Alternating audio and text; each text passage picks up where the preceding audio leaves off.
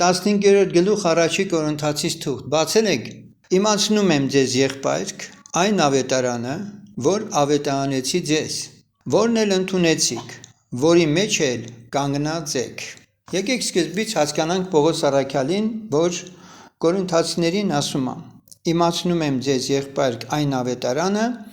որ ավետարանեցի ձեզ որն էլ ընդունեցիք որի մեջ էլ կանգնած եք Այն չեք հասկանում Պողոս առաքյալի այս խոսքերից։ Այդ ինչ ավետարանը ինքը ավետարանել։ Այն ավետարանը, որ ավետարանեցի ձեզ։ Այդ ինչ ավետարանը ավետարանել Պողոս առաքյալը։ Այ որ մեր ձեռքի տակ ունենք այդ ավետարանն ավետարանել, գնացել է այդտեղ եկեղեցում կարդացել է ինչ որ բաներ։ Իր վկայությունն ավետարանել կամ եղբայր, ինչ ինքը ապրել է, ինչ տեսել է։ Այնուամենայնիվ ես պիտի ասեմ ձեզ, որ արդեն Պողոս առաքյալի դարձից հետո ընկած շրջանում եւ միջև Կորինթացիս թղթի գրվելը առնվազն արդեն Մարկոսի Մատթեոս ավետարանի մասին խոսք գնացել է։ Այսինքն տեղյակ է եղել եկեղեցին, որ արդեն գոյություն է ունեցել։ Սակայն այդ ժամանակ կարողացել են իրանք այդ ավետարանով Չէ, միշտ ապեք, ես չեմ վերջացրել խոսքիս ասեմ։ Թեպետ դա եղել է, բայց առայժմ հանրայնացված չի եղել։ Սակայն քանի որ առաքյալը ժամանակ առ ժամանակ հանդիպում էր եղբայրներին եւ մենք հիշենք Երուսաղեմի առաջին ժողովի ժամանակ, երբ որ հեթանոսների դարձի ժամանակ բաներ գրվեց, որ հեթանոսները ինչ պահեն, ինչ չպահեն, հասկացվում է, որ հենց այդ ժամանակից էլ սկզբունքներն ավետարանը քարոզելու բոլոր նրանց, ովքեր որ ավետարանը քարոզել են եւ շրջել են տարբեր երկրներով, առնվազն եթե օրինակը չեն ունեցել, բայց բովանդակությանը շատ լավ տեղյակ են եղել, թե ինչ պետք է քարոզեն իրենք։ Նոր դրանից հետո արդեն գումարած այն, ինչ որ Պողոս առաքյալն ասում է, որ այն ավետարանը, որ ինքը քարոզել է, անձամբ Աստծուց է առել, Հիսուս Քրիստոսից է առել։ Ինքը նաև ունեցել է մի հատ հայտնություն, որ Տերը իրեն, նույնիսկ Հռոմեացիս թուղթը, որ կարդում ենք,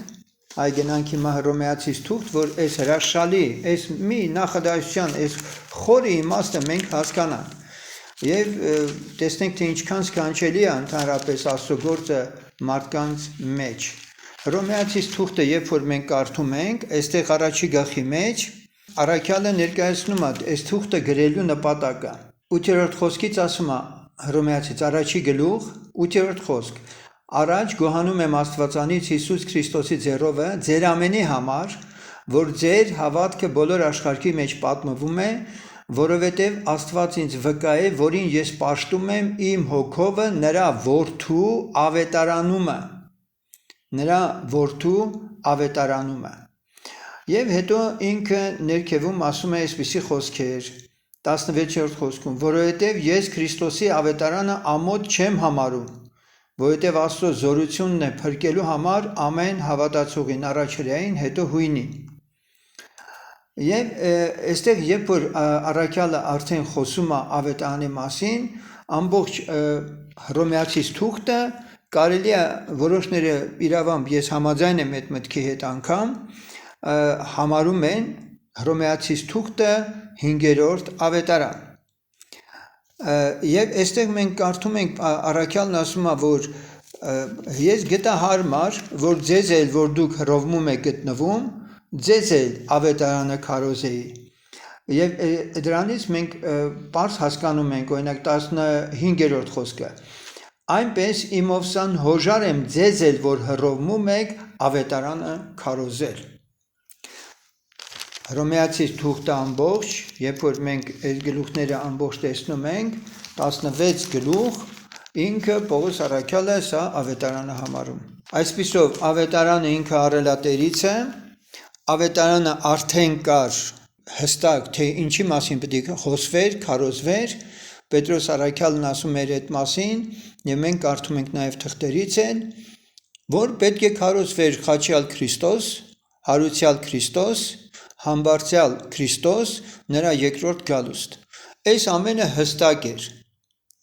Բայց քանի որ ինքը Պողոս առաքյալը Նաև անձամբ Տերից ներառել, ինչպես 11-րդ գլխում ինքն ասում է, ես Տերից նրա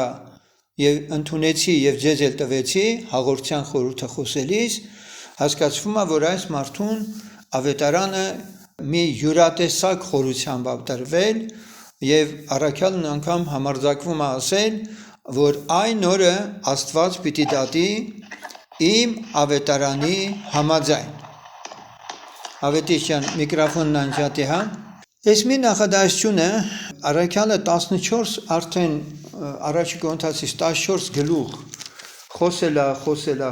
խոսել, եկել 15-րդ գլխում իմացնում եմ ձեզ եղբայր կային ավետարանը, որ ավետարանեցի ձեզ, որն էլ ընդունեցիք, որի մեջ էլ կանգնած եք։ Այսպիսով այս ավետարանը ինքը Պողոս առաքյալը Կորինթոսում քարոզելով հիմնել է եկեղեցի։ Կորինթոսի եկեղեցին ընդունել է, որի մեջ կանգնած եք։ Ինչ նշանակում ընդունել, ինչ նշանակում կանգնած լինել ավետարանի մեջ։ Դա նշանակում է այն բոլոր խոսքերը, այն սկզբունքները, որ ինքը Պողոս առաքյալը քարոզել է Կորինթոսում, եւ մարդիկ ապաշխարել են, մարդիկ վերստին ծնվել են, մկրտվել են ջրով, Սուրբ Հոգով մկրտվել են, բժշկություն, հրաշք եւ այլն։ Պողոսը Կորինթոսի եկեղեցուն ասում է, որ շնորհքներով առատ էր այդ եկեղեցին, Տերը իր շնորհքները առատապես թափեն, հա։ Եվ այստեղ հրահանգ կատարված, որի մեջ էլ կանգնած եք։ Եվ այսօր ես առաջին հարցը պիտի այսպես է գնալու մեր ամեն մի նախադասությունը պահանջվելու է։ Առաջին հարց. մենք ընդունել ենք Քրիստոսի ավետարանը։ Քրիստոսի ավետարանը ընդունելու համար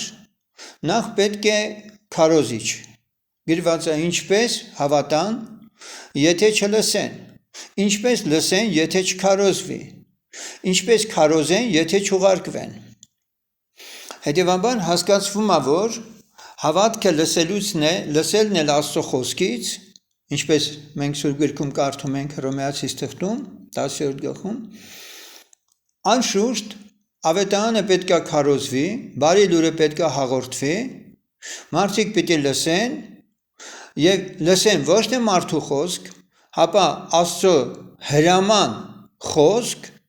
եւ մարդը պիտի ընտրություն կատարի, ընդունում է թե չի ընդունում։ Եվ դրանից հետո, եթե մարդը արդեն ապաշխարել է, վերստին ծնվել է, ուրեմն սա նոր կոչվում է ընդունել։ Սա նոր կոչվում է ավետարանը ընդունել։ Այնուհետև մենք տեսնում ենք առաքյալն երկրորդ պահանջն է դնում, որի մեջ էլ կանգնած եք։ Հիմա ձեզանից շատերը դեռևս ապաշխարության մեջ են։ Որոշները վերստին ծնվել են, բայց ջրով չեն մկրտված։ Մյուսները ապաշխարել, վերստին ծնվել եւ Սուրբ Հոգով էլ մկրտվել են, Տերը օրհնի, շատ հրաշալի է։ Բայց այստեղ խնդիր կա։ Արդյոք ավետարանի մեջ կանգնած ենք։ Ավետարանի մեջ կանգնել բառը հուշում է վեմի վրա հաստատված լինել։ Ինքը Տեր Հիսուսը խոսում էր այդ մասին, որ նա որ լսում է իր խոսքերը եւ կատարում, նման է մի մարդու, որ իր տունը ժայռի վրա շինեց։ Նա որ լսում է եւ չի կատարում, նա հիմար մեկի նման է, որը կառուցում է ավազի վրա։ Անձրևները եկան, գետերը հորդեցին, քամիները փչեցին եւ այդ տունը կործանվեց։ Բայց ժայռի վրա հաստատվածը չկործանվեց։ Ուրեմն մենք համոզված ենք, որ Աստծո խոսքը, ավետարանը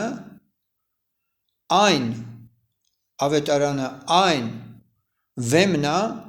որի վրա մենք կառուցվում ենք։ Կանգնած լինել ավետարանի մեջ, որի մեջ էլ կանգնած եք, սա նշանակում է հաստատված լինել Քրիստոսի վարդապետությունում։ Սա շեշտենք, Քրիստոսի վարդապետությունում հաստատված լինել։ Դուք այսօր իմ քարոզներից, իմ ուսուցումներից շատ քարոզներ ու վարդապետություններ եք լսել եւ ժամանակն արդեն մենք մի հատ ստուգ ենք։ Արդյոք այդ վարդապետությունները դուք յուրացրել եք ու դրանց մեջ կանգնած եք։ Սա այնքանով է կարևոր, որ այդ վարդապետությունների մեջ հաստատվելը ձեզ դարձնելու է աներեր, չեք շարժվելու տեղից։ Եվ հիմա արդեն ամեն մեկի դետ հարցն է դրվում։ Կանգնած ենք, թե կանգնած չենք։ Գիտեք, արևմուտքից շատ գեշ բաներ մտավ Հայաստան, քրիստոնեական տարբեր աղանդներ, ուղղություններ։ Մարդիկ այս համարը նույնիսկ իմ նման այսպես խոսելով, որ Աստծո խոսքը վեմ է եւ այլն, սուրբ գիրքը դրել են ոտքի տակ ու կանգնել գրքի վրա եւ ասել են մենք այս խոսքի վրա կանգնած ենք։ Եվ դա ալիչը ծափահարում է։ Երբևէ նմանատիպ զավեշտ եւ սատանայի հեգնանք ես դեռ չեմ տեսել, որ խարիզմատ շարժումը կատարում է, որ Աստվածաշունչը ոտքի տակ են դնում, կանգնում վրան եւ ասում են, չէ՞ որ գրված է, որի մեջ էլ կանգնած եք։ Դուք ընթացքում ամբողջ իմ ընթերցանության ու սերտողության շատ բաներ եք բացահայտելու այսօր։ Եվ հիմա առաքյալը շարունակում է, որով փրկվում եք այն բանով, որ ձեզ ավետարանեցի, եթե ամուր բռնեք նրան, եթե զուր տեղը չեք հավատացել։ Առաքյալը շարունակում է միտքը ասում է այն մասին, որ այդ ավետարանը փրկում է։ Մարդը երբ որ հնազանդում է ավետարանի խոսքին, նա փրկվում է։ Ինչով։ Այն բանով, բանը տվյալ դեպքում խոսք, որ ձեզ ավետարանեցի։ Հետևաբար փրկվել ես, բայց նաև շարունակությունն ասում է.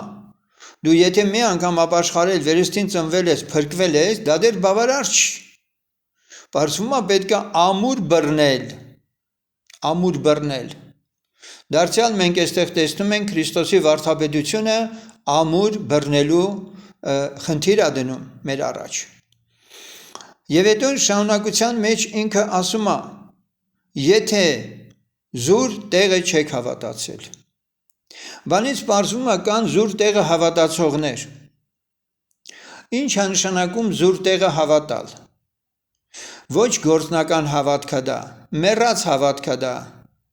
Երբ որ մարդու կյանքը չի փոխվել ավետարանի խոսքի համաձայն, այսպիսի մարդը թեպետ ասում է, որ հավատում է Աստծուն, հավատում է Քրիստոսի խաչելիությանը, հավատում է, որ նա հարություն է առել մեռելներից եւ այլն, դատարկ հավատքա ոչ մի արդյունք չկա։ Հետևաբար աշխարհում քիչ չեն զուր տեղը հավատացողներ եւ նաեւ մենք Սուրբ Գրքի Տերի Պողոս առաքյալի անհանգստությունն ենք կարդում, ուրիշ տեղում ասում է իր անհանգստության մասին, որ հանկարծ ասում է Աստծո շնորհքը զուր տեղը ընդունած չլնեք։ Որովհետև ես առաջուց այն տվի ձեզ, որ ես էլ ընդունեցի։ Հիմա առաքյալը սկսում է մանրացնել, խոսել, թե այդ ավետարանն իրենից ինչ է ներկայացնում։ Ասում է ես առաջուց այն տվի ձեզ, ինքը ավետարանը տվել է, որ ես էլ ընդունեցի։ Առաքյալն ուզում է ասել, որ այն ինչ որ ինքն ընդունել է, ուշադիր լսեք։ Այն ինչ որ ինքն ընդունել է, դա է տվել կորինթացիներին։ Հիմա Կամո եղբայրը ձեզ քարոզում է եւ այն ինչ որ Կամո եղբայրը ունի, տալիս է ձեզ։ Հիմա այն ինչ որ առաքյալն ունի եւ տվել է կորինթացիներին,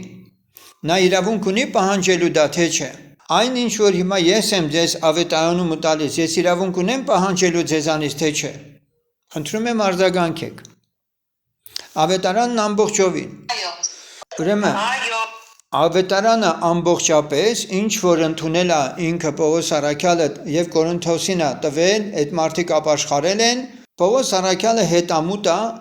որպիսի այն ինչ որ ինքը թանկ է ունեցել է, ինքը իր մեջ ունեցել է այդ թանկը, ինքը տվել է եւ դրա արժեքը ինքը ուզում է նրանցից, նա պահանջում է դա։ Շարունակենք։ Ուրեմն այստեղից մենք հասկանում ենք, որ ինչ առաքյալ մի հատ ներողություն է պահանջի հետ կապված։ Միթե մարդը ինքը իր բնույթով տարբեր ենք ամենքս, չենք կարող այդ պահանջը տանք ուղակի, բայց կյանքում չգործի մեր։ Հնարավոր չի, որ իրականում կա։ Չէ, առաքյալը ցույց տանք մի բան, ուրիշ բան ապրենք։ Չէ, առաքյալը ինքը շեշտադրումը չի անում գիտելիքի վրա։ Առաքյալը գիտելիքը չեմ ասում, չէ, դուք ինքը կյանքը մենք ինչպես հասկացել ենք կամ գիտելիքն էլ որ տալիս եք, այդ չի ասում, հա նկատի ունեք։ Չէ, նայեք, առաքյալը այն մարդը չի, որին կարողանան համոզել, որ գերազանց տիրապետում են Պողոս Արաքյալի վարդապետությանը, հնարավոր է 100%-ով էլ իրենք անգիր ասեն եւ Պողոսը նայի ու ասի ապրեք։ Ոչ, Պողոսը նաեւ ներսն է նայում մարդուն ու շատ լավ տարբերում է, թե այդ անձնավորությունները, որոնք այդպես ավետարանին իբրև թե հաղորդ են, պրակտիկապես ովքեր են իրենք։ Եվ դրա համար Կորինթոսի եկեղեցին եւ մյուս եկեղեցիներն էլ առաքյալներին ընդունում էին մեծ վախով, որովհետև նրանց հնարավոր չէր խաբել։ Հնարավոր բան չէր ասել, որ մենք ավետարանին տիրապետում ենք, ինչ տվել ես մենք դա անում ենք, բայց առաքյալը դրա ետևում տեսնում էր, որքանով էր այդ ամենը Աստծո հոգու ներգործությունից, եւ եթե մի բան այնպեսին չէր, ապա դրա դեմն անմիջապես ինքն առնում էր։ Ուզում եմ ասել, որ ոչ թե այսօր մենք խոսքերին ենք նայում, այլ ապրած կյանքին եւ նաեւ ասել եմ ձեզ եւ ելի շարունակ կասեմ։ Ես իհարկե չեմ ուզում ծավալվել, բոլորիդ լավ ճանաչում եմ այն չափով, ինչ չափով Աստված ինձ ճանաչեցրել է։ Ես ոչ մեկ այդ այսքան ժամանակ չեմ ասել, թե ձեզանից յուրաքանչյուրը ինչ ունի, ինչ չունի, դրա անհրաժեշտությունը չունեմ, Աստված ինձ հրահանգ չի տվել, բայց ես շատ լավ ճանաչում եմ բոլորին։ Նույնպես ամեն մի սպասավոր պետք է ունենա հոգիների զանազանության պարգև,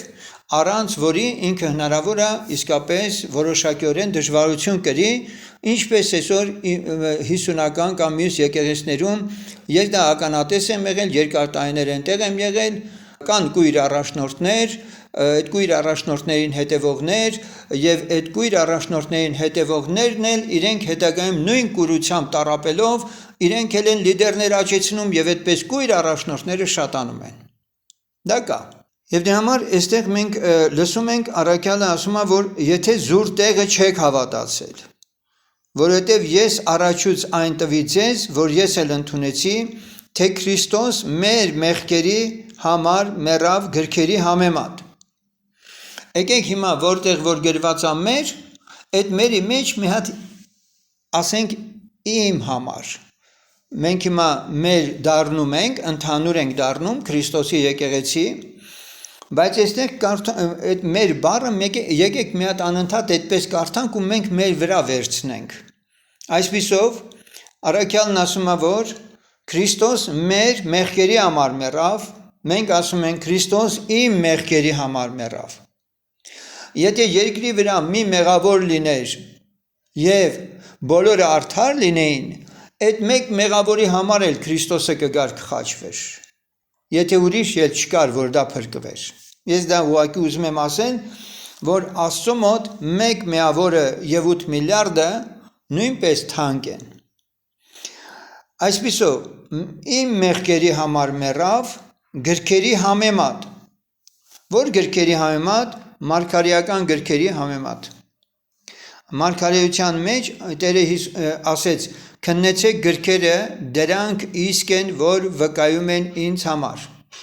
Սա բավարար հիմք է, որ մենք իմանանք, որ ամբողջ հին կտակարանը իր մեջ մարգարեություններ էր պարունակում Հիսուս Քրիստոսի մասին, նրա ծնունդից, նրա մահվանից, հարությունից, նրա համբարձվելուց, նրա երկրորդ գալուց եւ այդպես շարունակ։ Գրքերի համեմատ, եւ թե թաղվեցավ, եւ թե երրորդ օրը հարություն առավ գրքերի համեմատ, եւ թե երևցավ Կեփասին, Կեփաս դա Պետրոսն է, հետո այն 12-ին։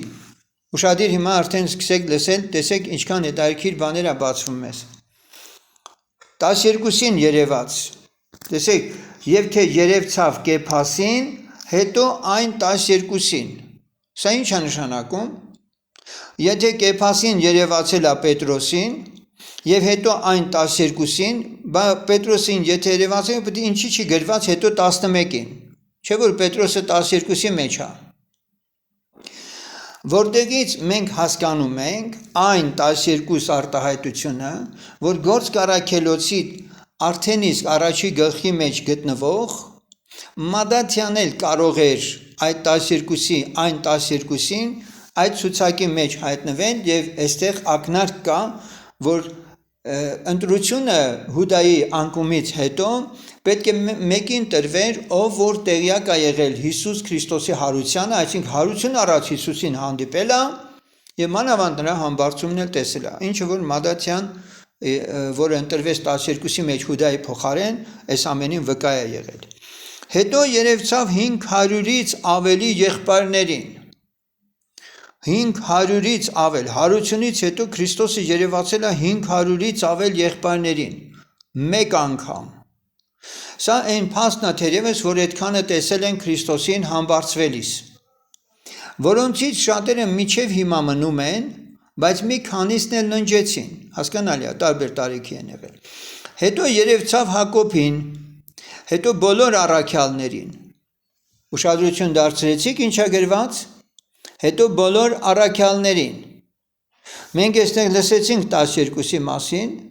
բայց ինչ են նշանակում բոլոր առաքյալներին։ Առաքյալը Պողոսը այստեղ նշում է, որ առաքյալի պաշտոնն ու կարգավիճակը, 12-ը միայն Իսրայելի 12 ցեղերի համար Տերը ընտրեց, որ դատեն Իսրայելին, վերջ, բայց ամբողջ աշխարհը ավետարանելու համար Աստված այս 2000 տարվա ընթացքում բազմաթիվ առաքյալներ ա վերհանել, որովհետև Եփեսացիս թղթում, որ ասում է Աստված եկեղեցում կարգեց մի քանին առաքյալներ, այստեղ չի ակնարկվում 12-ի մասին միայն, այլ ընդհանրապես, եթե եկեղեցի, ապա պաշտոնի 5 պարգևների մեջ մենք տեսնում ենք, որ առաքյալ կա, ուրեմն առաքյալների ծառայությունը չի ավարտվել, այսօր էլ կա։ Պարզապես այսօր հոգեգաստական եկեղեցին, որը շատ ավելի պահպանողական է եւ փորձում է, դա գալիս է իհարկե ուղղափառ եկեղեցիներից կամ կաթոլիկներից, 12-ից բացի ուրիշ առաքյալ գոյություն չունի եւ այլն, այդպես են հռչակում, նրանք ուղղակի եկեղեցիներ հիմնողներին աշխարհի տարբեր տեղերում ավետարանիչները որ գնում են, նրանց անվանում են միսիոներներ։ Ես հիշում եմ ինձ Կրասնոդարում եղբայրներն ասում են դու ինչ ես ասում որ էլի կան առաքյալներ, ասում եմ գրվածն է ինձ հուշում, հետո գործ առաքելություն բացի 12 առաքյալներից ես էլի 12 անուն հանեցի ու ցույց տվեցի որ 24 12-ը Իսրայելի համար, 12-ն էլ որ ազգերը Աստված արարել է 12 Իսրայելի ցեղերի անունով, նաև ազգերի համար թերևս։ Սա սիմվոլիկ իմաստով, սակայն այնուամենայնիվ առաքյալներ այսօր էլ կան, եղել են ու կլինեն մինչև Տեր Հիսուս Քրիստոսի գալը։ Հիմա դրանք միսիոներ կանվանեք թե ինչ, դրանք արդեն ուրիշ հարցեր են։ Ամենից հետո իբրև թե մի վիժացի ինձ էլ երևցավ։ Առաքյալը այնպես, գիտեք ինչ, իր անձը այդպես խոնարեցնելու ձևով չի որ սա ասում է, նա խորապես է հասկացել թե ինչ մեծ հանցանք է գործած եղել, որ Տիրոջ եկեղեցին հալածել է։ Մենք Սուրբ Գրքում կարդում ենք եւ Սուրբ Հոգին պատահական չի Պողոսի վերաբերյալ տեղեկությունը գրում, որ Պողոսը մահ շնչելով գնում էր, այսինքն ի տարբերություն մյուս հալածողների եկեղեցու Պողոսի հալածանքը, Սավուղի այն ժամանակվա հալածանքը եկեղեցու մի ուրիշ բնույթ է կրել, սարսափելի բնույթ է կրել։ Եվ դրա համար հարկ եղավ, որ Տերը անձամբ հանդիպեր իրեն։ Եվ ինքը առաքյալն իրան մի բանի տեղ չի համարում եւ ինքն ասում է, որովհետեւ ես առաքյալների հետինն եմ, որ արժանի չեմ առաքյալ կոչվելու, որովհետեւ Աստծո եկեղեցին հալածեցի։ Առաջ անցնելով ասեմ, որ առաքյալը ուրիշ տեղում կասի, որ մեծամեծ առաքյալներից ես պակասը չեմ։ Եվ Պողոս առաքյալը Գաղատացիս թղթում, երբ որ գրում է, որ գնացել է Երուսաղեմ ժողովի, Գաղատացիս թղթում ասում է, թե այդ առաջվա առաքյալներն ովքեր էին, ինչ էին, իմ հոգս չէ, բայց ասում է մի բան ցույց չտվին, այն սյուն կարծվածները, այդպես էլ ասում, բայց չի վիրավորում իրենց։ Պարզապես նա իր կոչումը առանձին հեթանոսների մեջ ավետարանելու, մնում է ինքը դրանում հարազատ, եւ երբեք ու երբեք իրան տրված Աստծուց կարգավիճակը չի նսեմացնում։ Բայց այստեղ որպես անձ է ինքը իրան տեսնում, որ մնացածը այդպեսին չեն եղել, բայց ինքն է այդպեսին եղել, բայց Աստծո շնորհքով եմ, ինչ որ եմ, եւ նրա շնորհքը ինձանում է ունայն չեղավ, այլ նրանց ամենից են ավելի աշխատեցի, սակայն ոչ թե ես, այլ Աստծո շնորհքը, որ ինձ հետ է։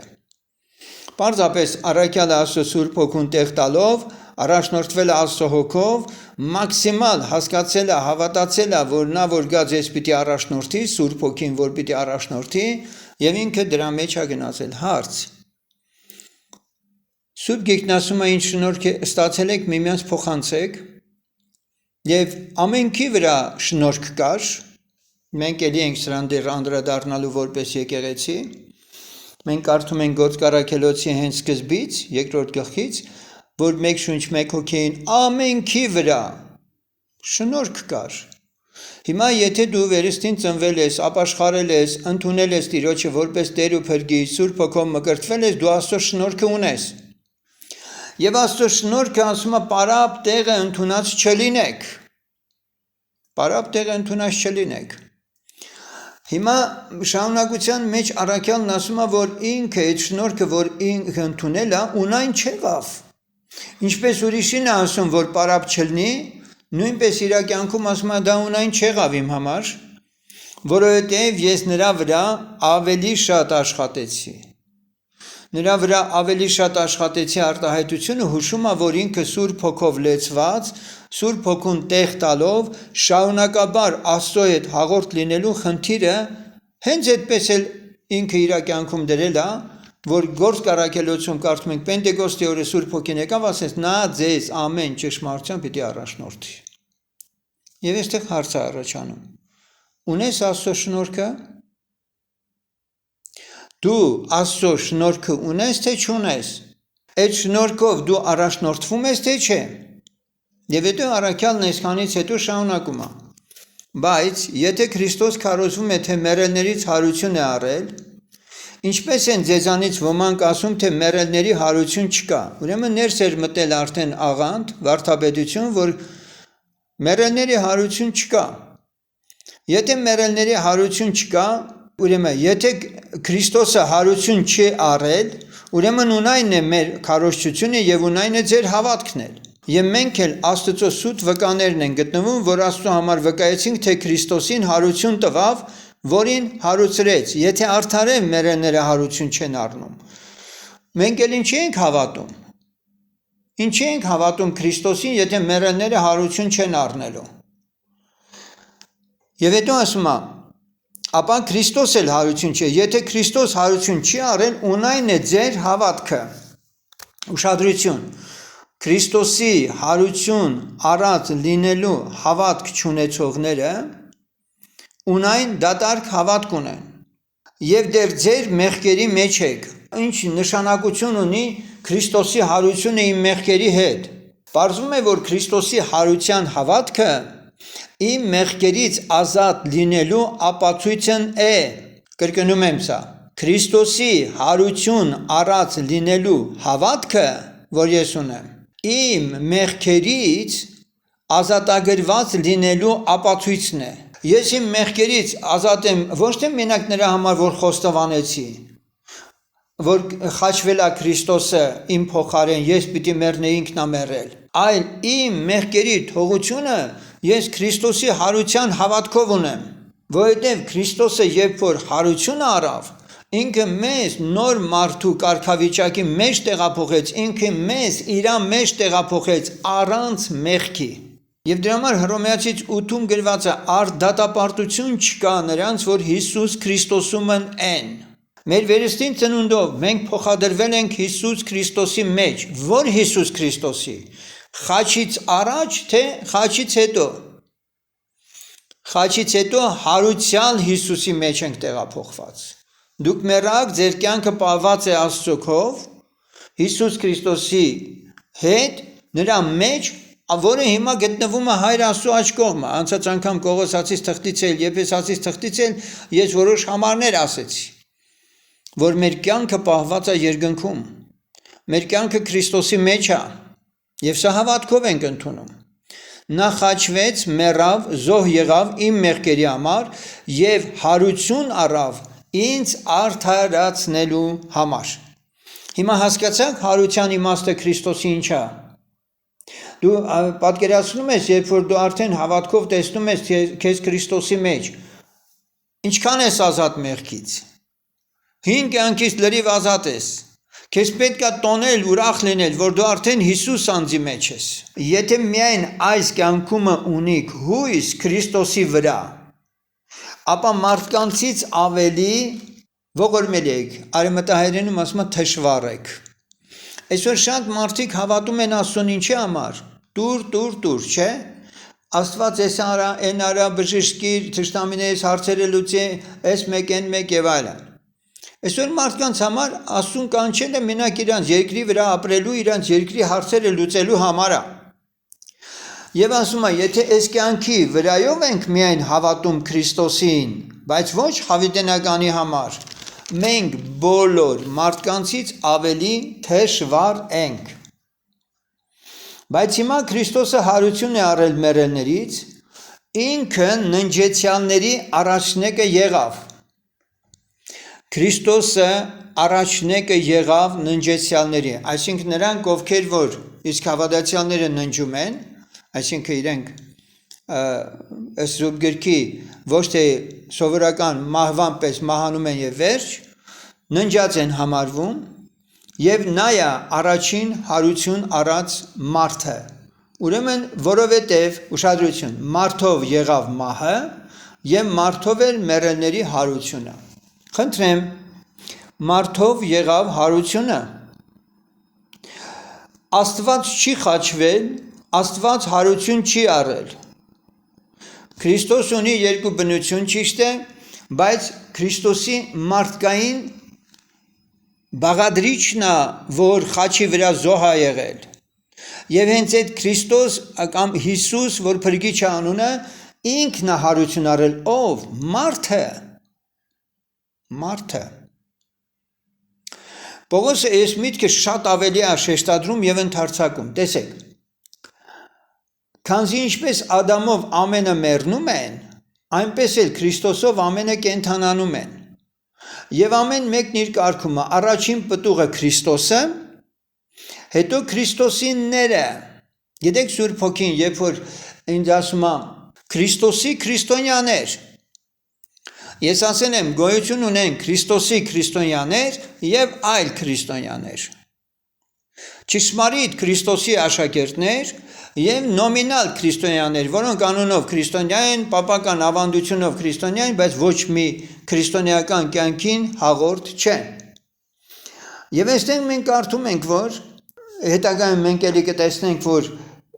ինքը առաքյալը ավելի կշեշտի Հիսուսի մարդկային բաղադրիչ լինելը, շարունակենք, եւ ամեն մեկն իր կարգումը, առաջին պտուղը Քրիստոսը, հետո Քրիստոսինները, նրա գալու ժամանակումը Քրիստոսինները հարություն պիտի առնեն։ Եվ հետո վախճանը։ Այս վախճանից հետո 24-րդ խոսքից հետո առաքյալը սկսում է մեկնել, թե ինչ նկատի ունի վախճան ասելով։ Երբ որ թագավորությունը Աստծուն, որ թագավորությունը Աստծուն կտա, հազարամյա թագավորությունը, երբ որ թագավորությունը Աստծուն եւ հորը կտա, երբ որ կխափանե ամեն իշխանությունը եւ ամեն պետությունը եւ զորությունը սատանայի, որ այսօր երկրի վրա կա, մեր պատերազմը մարմնի արյան հետ չի, Եփեսացիս թուղթն ասում է, այլ իշխանությունների, պետությունների, աշխարհակալների եւ երկնքի տակ եղած չար ոգիների հետ։ Ուրեմն այս երկրավոր իշխանությունները անտեսանելի երկնային դաշտում ունեն իրենց պրոյեկցիան։ Եվ Տերը այս բոլոր իշխանությունը, պետությունը, զորությունը ինք ինչ անելու, խափանելու է։ Որովհետև պետք է որ նա թագավորե, Հիսուսը պետք է թագավորե, մինչև որ բոլոր թշնամիներն էլ ոտների տակ դնեն։ Հետին թշնամին, որ կխափանվի, մինչև որ բոլոր թշնամիները ոտների տակ դնի, այդ ինչ է ասում, ով կարող է ասել, սա ինչի մասին է վկայում։ Ապա հետուն ոտների տակ այնքը դնում, հետին, որ այստեղ ասում է, մինչև որ բոլոր թշնամիներն իր ոտների տակ դնեն։ Իրա ոտների տակ է դնում, հոր ոտքերի տակ, հոր ոտքերի տակ, հետին թշնամին, որ կխափանվի մահն է, վասնզի ամեն բան հնազանդեցրեց նրա ոտների տակ, ով հնազանդեցրեց։ Ուրեմն այստեղ մենք տեսնում ենք, արդեն հայրն է հնազանդեցնում Հիսուսի ոտքերի տակ, սա շատ նուրբ է, ուշադիր լսեք, բայց երբ որ ասե թե ամեն բան հնազանդ է նրան, սա շատ բարդ մի հատված է, բայց երբ որ ասե թե ամեն բան հնազանդ է նրան, հայտնի է, որ բացի, ով կարող է շարունակել, ինչ է գրված, բացի նրանցից, որ ամեն բան հնազանդեցրեց նրան։ Ուրեմն Գևորգ եղբայր, նրանցից բառը, որ գրված է, այս ցեն պիտի ջնջեք, այդ ցեն ավելորդ է, այստեղ վրիպում կա, հայտնի է, որ բացի նրանից, որ ամեն բան հնազանդեցրեց նրան, ձեզ տարօրինակ չթվաս, ես սրանք ստուգել եմ գրաբարովել, որովհետև սրա վրա ես գիտեք, քանի օր եմ աշխատել, եւ այս համարը մեզ պարզ խոսում է, որ ամեն բան հնազանդ է նրան, հայտնի է, որ բացի նրանից, որ ամեն բան հնազանդեցրեց նրան, բացի նրանից սա հայրն է, հայրը ամեն բան հնազանդեցրեց որդուն, նրանցից չի, նրանից, եւ հետո տեսեք, բայց երբ որ ամենը հնազանդ է նրան, այսինքն երբ որ ամենը հնազանդ են հորը արդեն, տեսեք ինչ ձևի է գնում խոսքը, այն ժամանակ ինքը որդին է կհնազանդ է նրան, ուրեմն Հիսուսը թագավորությունը հոր ոտքի տակ է դնում, մահը էլի ինքը պարտվում է,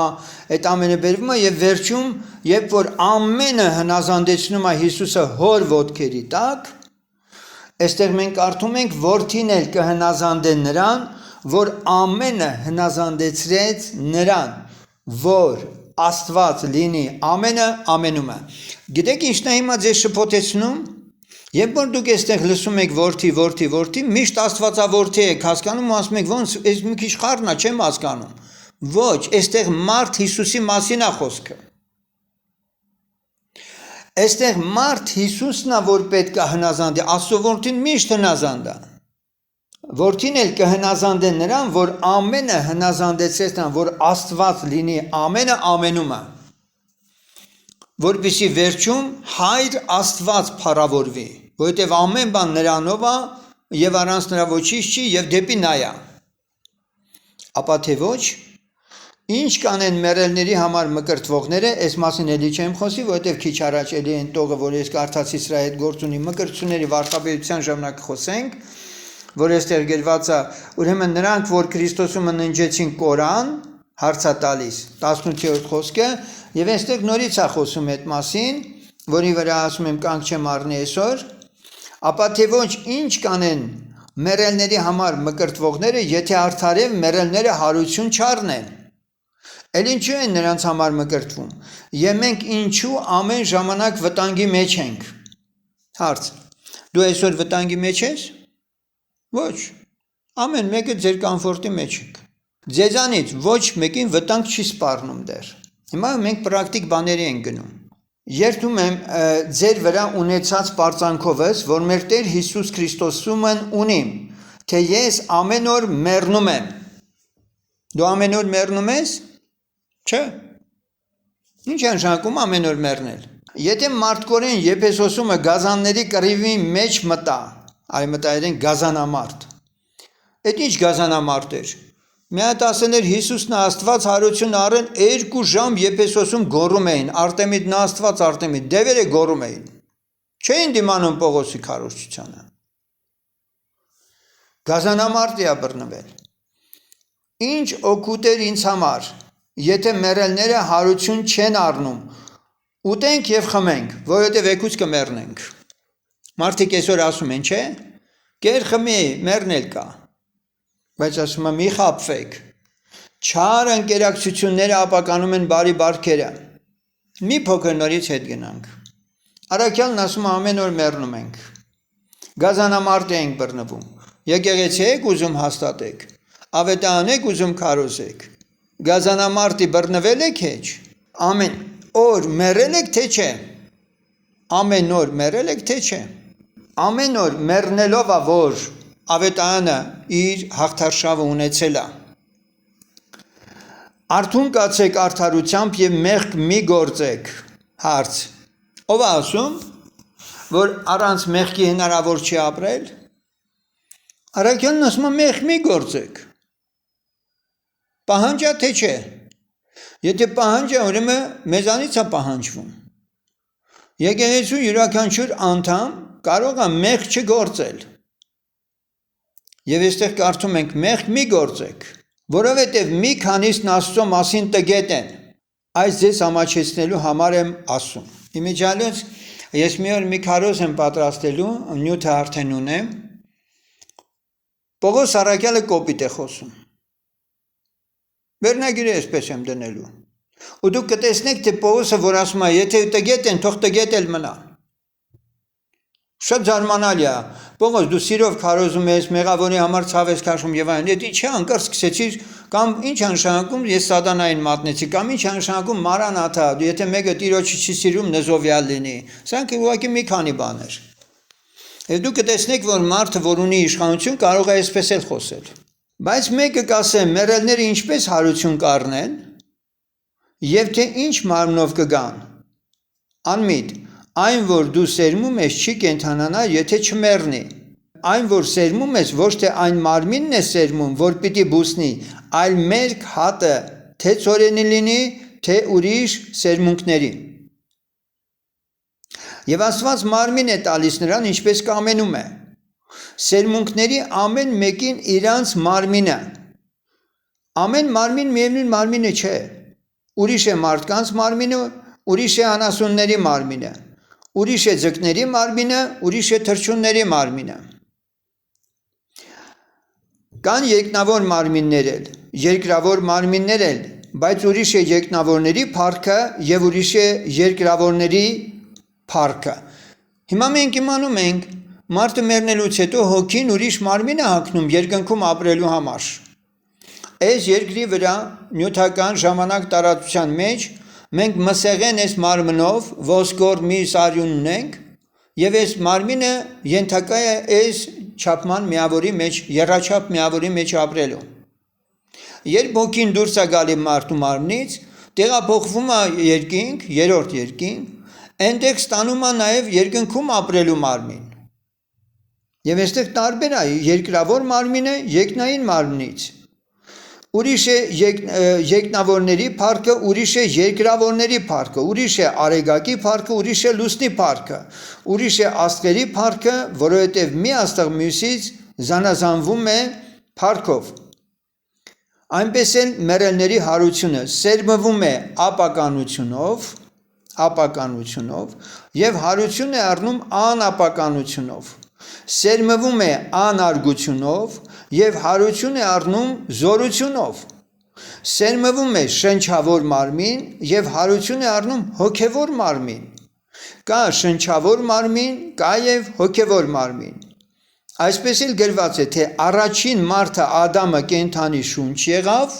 ուշադրություն, նորից այստեղ էլի Պողոսը Քրիստոսի մարդ լինելն է շեշտում։ Երկրորդ Ադամը կենդանարար հոգի։ Հիմա միայն թե հոգևորը առաջ չէ, այլ շնչավորը եւ հետո հոգևորը։ Առաջին մարդը երկրիցն է, հողեղեն, բայց երկրորդը մարդն է Տերը երկնքից։ Պարզագրված էստեղ։ Երկրորդ մարդն է Տերը երկնքից։ Ուրեմն Ադամով մեռնում ենք, Քրիստոսով կենդանանում։ Ուրեմն 25-րդ խոսքը, որ էլի քիչ առաջ լսել են, Քրիստոսինները, առաջ ննջեցյալները, Քրիստոսիններն են հարություն առնում, եւ մենք դրա մասին արդեն լսել ենք, երկնային մարմին հագնելով հավիտյան Աստծո հետ են լինում։ Հետարքիրը քրիստոնյա բառը չի գրված, էլի Քրիստոսինները։ Սա շատ կարևոր է։ Հիմա մենք արդեն մի փոքր էլի 24-ից 28 խոսքերի մեջ մի փոքր այստեղ ես քննարկում եմ արել, մի երկու համար էլ հին ուխտից եմ ուզում ընթերցել, որ բոլորիս համար սա պարզ լինի։ Ուրեմն նրա ոտների տակ, այսինքն հոր ոտների տակ, ինչպես Սողոմոնին Աստված ասաց. երկինքը իմ գահն է, երկիրը իմ ոտքերի պատվանդան։ Ինչ տուն ես շինում։ Եվ նույնպես մահը պետք է նրա ոտքերի տակ հայտնվի։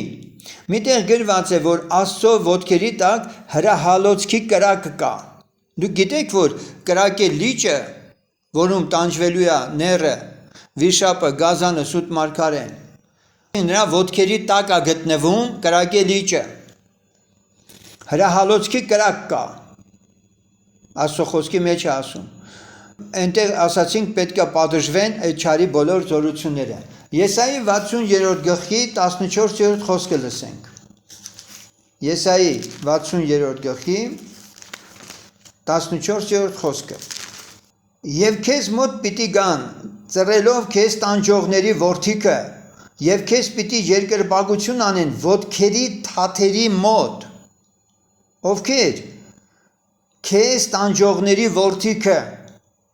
եւ քեզ պիտի երկրպագություն անեն ոտքերի թաթերի մոտ բոլոր քեզ անարգողները եւ քեզ պիտի կոչեն Տիրոջ քաղաք եւ այլն Սուրբ Սիոն եւ այլն։ Հիմա ուշադրություն դարձրեք, որ չկա այդպիսի ծունկ, որ չի ծալվելու Աստծո առաջ եւ չի ասելու դու արդար ես։ Նույնիսկ դժոխք կանգնողը, կրակե լիճ ընկնողը ծունկի պիտի գա եւ ասի արդար ես դու, արժանի եմ ես սրան, հետո նոր ընկնելու է կրակե լիճը։ Այսօր եթե ծնկի չեն գալիս իր առաջ, անպայման ծնկի են գալու, բայց վայ այն նորը, որի ժամանակ իրենք ծնկի պիտի գան։ Եսայի 66-ի 1-ը լսենք։ Այսպես է ասում Տերը. երկինքն իմ աթոռն է եւ երկիրը իմ ոտքերի պատվանդան։ Դա ինչ տուն է, որ շինում եք ինձ համար, եւ դա ինչ տեղ է իմ հանգստության համար։ Սեներ, այսօր մենք տեսնում ենք ամբողջ արևմտյան Հայաստանում խոնարհված եկեղեցին, այ մարդ ինչ խոնարհված եկեղեցի։ Դուք հաշինում եք Աստված քանդում է, հիմա էլ Արցախի ամբողջ ասենք եկեղեցիները քանդում է, մեկը չկա ասի, բայց այդ Աստված խիչի զորավոր, այդքանը խիչի պահում։ Որովհետև մեր ժողովուրդը քարը, փետը, երկաթը ավելի է պատվում, քան կենդանի Աստծուն։ Հիմա ասում եք ինչ տուն է շինում։ Երկինքն իմ աթոռն է, երկիրը իմ ոտքերի պատվանդան։ Այդ ում ես Աստծո տուն, Աստված կապրի այդ գոմում, որ դու շինել ես։ Բայց որտեղ Աստված ապրում, այդ ամենն էլ իմ ձեռքն է արել եւ եղան այդ ամենը, ասում է Տերը, եւ ես սրան եմ մտիկ տալիս խոնարհին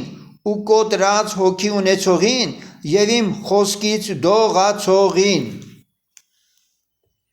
Աստված ինչին է մտիկ տալիս։ Կարդացինք խոնարհին, խոնարհ ես դու։ Դու խոնարհ ես, այս հարցը քեզ տուր։ Եթե չէ մտածիր, որտեվ եթե խոնարհ չես, Աստված քեզ մտիկ չի անում։ Դու կոտրած հոգի ունես, եթե կոտրած հոգի չունես, քեզ չի նայում։ Տերը կանչել է իր մոտ հոգնած բեռնավորվածներին։ Եվ իմ խոսքից դողացողին, դու Աստծո խոսքից դողում ես, քո համար վայ է, եթե Աստծո խոսքը չկատարվի, հետամուտ է սրանց։ Ավելին, արջար մորթողը մարդասպան է, գառը զոհողը շուն մորթող է, նվե մատուցանողը խոզի արյուն մատուցանող է, եւ այլն եւ այլն։ Դրանով Տերն ուզում է ասել դու ինչով եք ուզում իմ առաջ գաք, ինչով եք ուզում ինձ հաճելի դարձնեք, ոչ մի ձևով չեք կարող։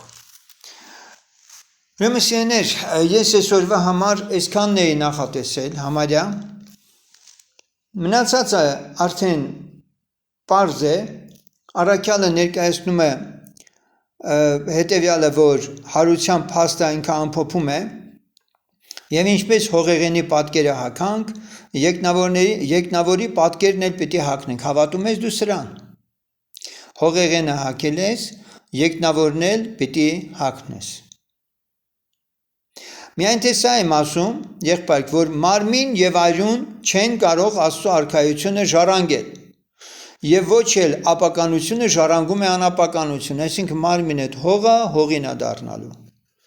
Ամի խորհուրդ եմ ասում ձեզ, ոչ թե ամենքս կննջենք, այլ ամենքս կփոխվենք, հանկարծ միակընթարթում հետին փողի ժամանակին, որովհետև փողը կփչվի, մեռելները հարություն կառնեն անապականելի եւ մենք կփոխվենք, վասնզի պետք է որ այս ապականացուն հագնե անապականությունը, եւ այս մահկանացուն հագնե ինչ է անմահությունը Սա էլ տարեք Եհովայի վկաներին ասեք որ ասում են անմահություն չկա խնդրեմ հոգին անմահ է Հոգին անմահ է Այն ժամանակ կլինի այն խոսքը, որ գրված է, թե մահը ընկղմվեցավ հաղթության մեջ, ով մահ, ուր է քո խայթոցը, գերեզման, ուր է քո հաղթությունը, մահի խայթոցը մեղքն է, մեղքի զորությունը օրենքը, բայց շնորհակալություն Աստծուն, որ տվավ մեզ հաղթությունը մեր Տեր Հիսուս Քրիստոսի ձեռով է, ուրեմն սիրելի եղբայր, հաստատ եղեք, անշարժ կացեք, ամեն ժամանակ ավելի առաջացեք, Տիրոջ գործումը գիտացեք, որ ձեր աշխատանքը զուր չէ տերումը։ Ինչ-որ բան անում ես, աշխատում ես։ Հիմա ես քարոզում եմ։ Իմ գործը Աստծո խոսքը քարոզելն է, սովորեցնելն է, վարդապետելն է։ Ես աշխատում եմ։ Եվ Աստծո խոսքը ասում է, որ զուր չի իմ աշխատանքը։ Եվ նաև մենք ուրիշ տեղ կարդում ենք Աստված անիրավ չէ, որ ձեր գործը մոռանա։ Դու ինչ ես անում։ Սուրբ Գիրքն ասում է, որ ամենքը բան ունեն անելու։ Աստծո եկեղեցու համար, Քրիստոսի խոսքը առաջ տանելու համար, վկայելու համար, լավ, քո անձնական կյանքում, բարի գործերով հարստանալու եւ այլն ասենք, սրանք բոլորը գործեր են, որ Աստված մեզանից ակնկալում է, դու ինչ ես անում։ Գիտացեք, որ ձեր աշխատանքը զուր չէ տերումը։ Հիմա Պողոս Արաքյանը այս տողերը կարա մեզ գրի։ Դե մենք բան պետք է ունենանք ցույց տալու համար։ Բան չունեմ ասելու։ Ունեք որոշները ձեր չափով, ինչ չափով որ անում եք։ Աստված օրհնի նրանց, որ ունեն աշխատանք։ Բայց նրանք, ովքեր որ ձերքերը ծալած նստած մտածում են միշտ քարոզ պետք է լսեն։ Աղոտ կանեն եւ դա է պաշտամունքը, դա է հավատքը, չարաչար սխալվում են։ Այսպիսի անձիկ հնարավոր է կանգնեն Տիրոջ առաջ եւ որևէ վարձկել չունենան։ Որտեւ Տերը պետք է ասի ինչ ես մենակ։ Ինչի գոնե մեկ հոգի լավ մի մնաց չի տվեք ես։ Ինչի գոնե մի հոգի չի փրկված։ Ինչի քո վկայությամբ գոնե մի հոգի չի ապաշխարած։ Ինչի մեկին դու մի սարը ջուր չես տվել աշակերտի անունով։ Սրանք բաներ են սեներ, որ բոլորը հաշվում Աստծո առջև։ Եվ ես ետ չեմ կենալու այսուհետ նաև այս մոտիվացիան ձեզ ներկայացնելու, որ որոշակիորեն ձեր տեղից շարժվեք դուք էլ։ Վերջը հասկանաք, որ մեր կողքը շատ կորսված մարդիկ կան։ Մենք թեման կզարգացնենք հետո որպես եկեղեցու անդամներ եւ մի քիչ կմանրանանք ու կհասկանանք, որ իսկապես ես ավարտում եմ այսօրվա մեր ընթերցանությունը, սերտողությունը եւ մղում ձեզ առանձին աղոթների, ինքս էլ հիմա աղոթ պետք է անեմ։ Տերը օրհնի ձեզ, եթե կան հարցեր, խնդրեմ լսում եմ։ Ունենք հարցեր։